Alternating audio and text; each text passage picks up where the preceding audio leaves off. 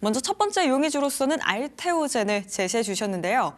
마일스톤을 수령했다는 소식 어제 전해졌고요. 또 오늘 코스닥이 강세를 보이면서 함께 오름세 보이고 있죠, 반장님? 네.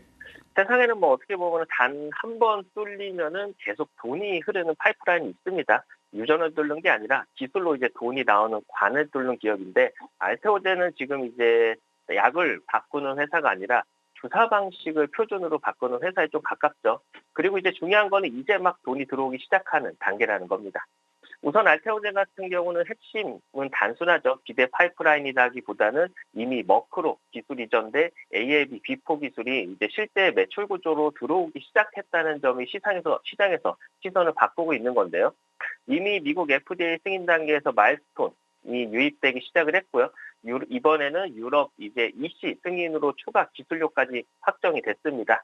여기서 중요한 거는 이 흐름이 한 번의 이벤트가 아니라는 점인데, 키트루다 SC 같은 경우는 미국에서 유럽, 유럽에서 일본, 그리고 기타 글로벌 지역으로 순차적인 허가 확대가 예정되어 있고요.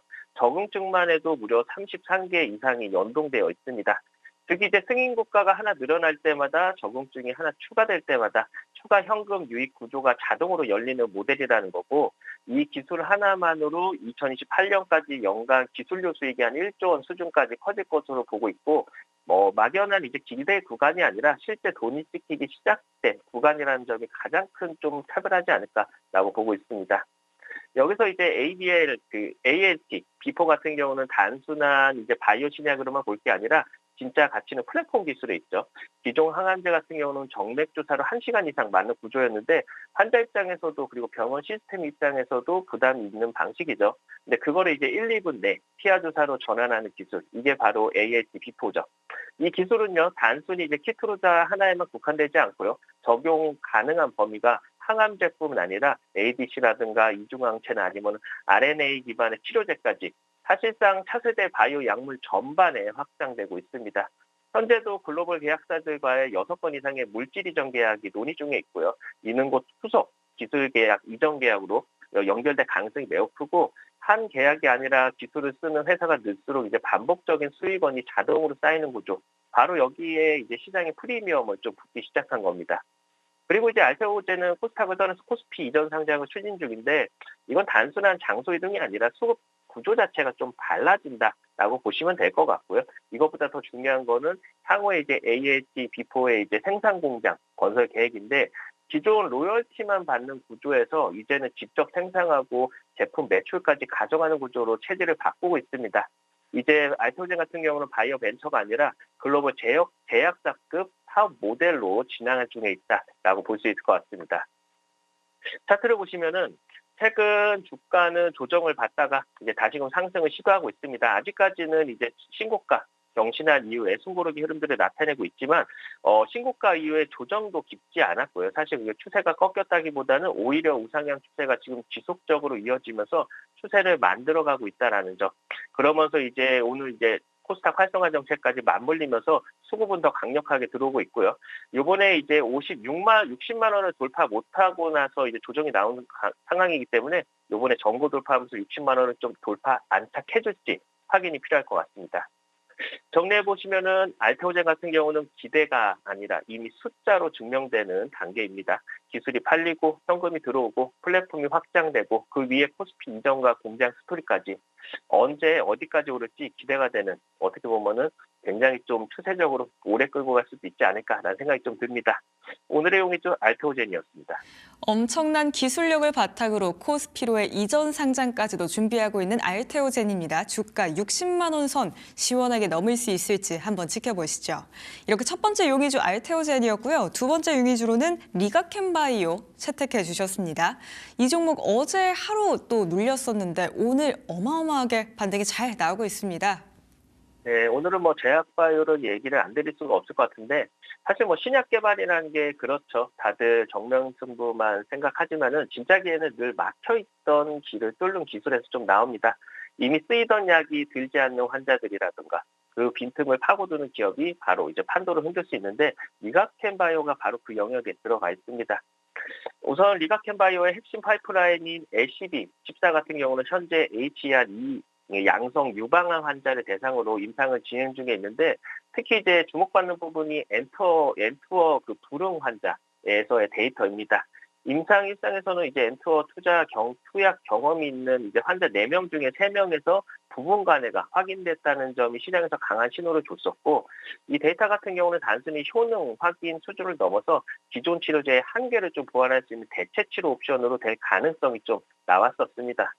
현재 글로벌 파트너사와의 입수다를 통해서 이제 임상 일상이 진행 중에 있고요. 여러 코호트에서 환자 모집이 이어지고 있는데 HER2 같은 경우는 이제 치료 시장 같은 경우 이미 큰 시장이긴 한데 내성 환자라는 미해결 영역에서는 여전히 블루오션에 가깝고요. 그리고 리가켄 같은 경우는 그 빈틈을 정면으로 공략하고 있고 이 지점이 주가에 프리미엄을 붙이는 가장 중요한 이유 중에 하나입니다. 그래서 단순 기대감이 아니라 실제 임상 데이터 기반 스토리라는 점이 과거의 이제 바이오 테마주들과는 구조적으로 좀 다른 부분이다라고 볼 수 있을 것 같습니다. 그리고 이제 현재 리가켄바이오는 LCB14를 중심으로 이제 글로벌 기술 이전 환경이 빠르게 무르익고 있는 단계에 있는데 회사 측에서는 이미 올해 말 또는 내년 초를 목표로 글로벌 제약사들과의 협의를 진행 중임을 공식적으로 밝혔고요. 그리고 특히 이제 복수 기술 이전 논의가 좀 확인되고 있다는 점이 투자 심리를 자극하고 있는데 단순히 이제 가능성 언급이 아니라 NDR을 통해서 이제 파이프라인 경쟁력과 플랫폼 가치가 직접 설명된 구간이라는 점이 좀 중요합니다.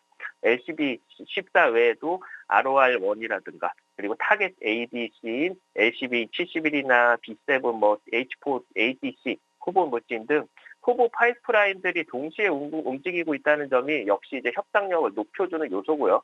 이 구조는 한 건 성사 여부가 아니라 동시다발적으로 계약이 가능성을 열어두고 있다는 점.